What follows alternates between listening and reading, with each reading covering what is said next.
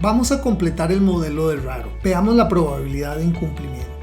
Esta se calcula con una función índice, la cual toma las respectivas probabilidades de no honrar la deuda, de incumplir, según cada una de las categorías cardinales de 1 a 6 de la columna del score, de la calificación, en la columna G. La pérdida dado el incumplimiento.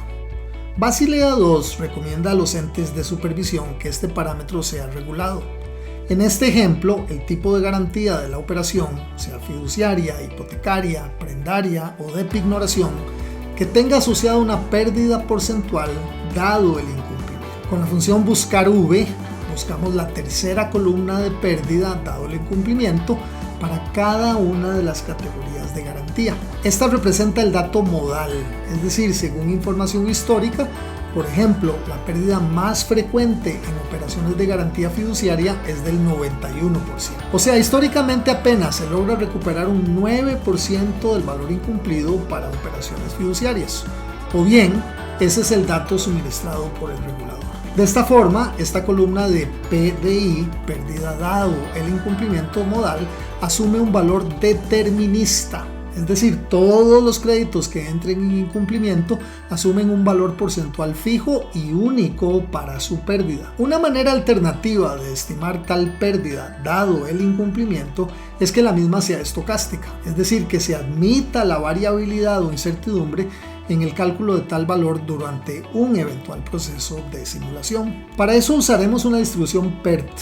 La PERT es una distribución muy flexible que requiere 3 parámetros. Un valor mínimo, un valor más probable o modal y un valor máximo. Estos valores respectivos han sido estimados en la tabla completa de parámetros por tipo de garantía. Por ejemplo, para garantías prendarias se asume que lo menos que se podría perder es un 10%. Lo más probable o frecuente es un 30%, pero que se podría llegar a perder hasta un 100% del valor de una garantía prendaria en el caso de una operación que entre en incumplimiento. Esta es una fórmula un poco larga que calcula los 3 parámetros respectivos para una distribución PERT de Easy Risk. Cada uno de ellos se articula con una función de buscar V. Dentro de una función de Easy Risk PERT se insertan respectivamente como parámetros en ese mismo orden las 3 búsquedas del valor mínimo, el valor modal y el valor máximo, dependiendo del tipo de garantía de la operación de referencia. De esta forma, cada vez que digites un F9 del recálculo de iteración, se generará un número aleatorio distinto regido por los parámetros que determinan la pérdida dado el incumplimiento según cada tipo de garantía. La columna de incumple poseerá una distribución Bernoulli binaria, que solo puede generar ceros o unos. La operación se incumple o no. El parámetro de referencia de la Bernoulli hace referencia a la columna J, que contiene la probabilidad de incumplimiento, que a su vez depende de la calificación o el score de la operación. El ingreso financiero se calcula multiplicando el saldo de la operación por la tasa activa. Como hemos mencionado antes, se asume que el modelo mantiene en cartera cada operación durante exactamente un año, independientemente de si el plazo real de la misma es mayor o menor a un año. El costo financiero considera primeramente el saldo de la operación y la multiplica condicionalmente por un costo financiero que puede ser el de moneda local o el de moneda extranjera, ya que usualmente los costos de financiamiento en distintas monedas suelen ser diferentes. Este monto a su vez lo multiplica por la razón de pasivos con costo a cartera crediticia. Esto debido a que se asume que el banco puede estar utilizando una serie de fondos pasivos que no tienen un costo explícito. El margen de intermediación financiera es simplemente la resta del ingreso financiero menos su costo financiero. La pérdida esperada determinista se calcula al multiplicar el saldo de la operación por la probabilidad de incumplimiento por la pérdida dada el incumplimiento modal.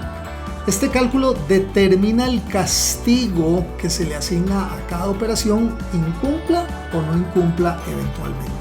La pérdida estocástica se calcula al multiplicar el saldo de la operación por la pérdida dado el incumplimiento estocástica por el incumplimiento estocástico, que es la celda con la Bernoulli que generará ya sea ceros o unos, dependiendo de si la operación incumple o no respectivamente. Los costos operativos de gestión crediticia los hemos dividido en dos componentes. Un componente fijo que se mantiene constante independientemente del volumen de operaciones. Y un componente variable que se asigna como un porcentaje de costo de gestión operativa por cada operación crediticia. El costo fijo operativo lo calculamos dividiendo el costo total fijo operativo entre el número de operaciones que existen, para una asignación equivalente independientemente del saldo de la operación. El costo variable porcentual se calcula multiplicando este factor porcentual por el saldo de la operación. Esta porción del costo operativo asume que la parte variable de gestión de un crédito depende del saldo que la misma tenga. El RAROC absoluto inicia restando del margen de intermediación financiera la pérdida estocástica y los costos operativos fijo y variable. El capital asignado es la multiplicación del saldo de la operación por la razón de patrimonio a cartera crediticia. Esta magnitud representa cuánto patrimonio se está comprometiendo para cada operación crediticia. Finalmente, el RAROC porcentual expresa la rentabilidad neta obtenida de cada operación dividido entre su capital asignado. Al copiar estas fórmulas desde esta primera operación para el resto de 1000 operaciones, completamos el modelo en su cálculo de rentabilidad para toda la cartera. Las fórmulas en la primera línea consolidan o agregan la información, ya sea con sumas o con promedios ponderados. De esta forma, la celda U1 representará el RAROC absoluto total que se estima obtener en un año. La celda W1 contendrá este RAROC como proporción del capital comprometido.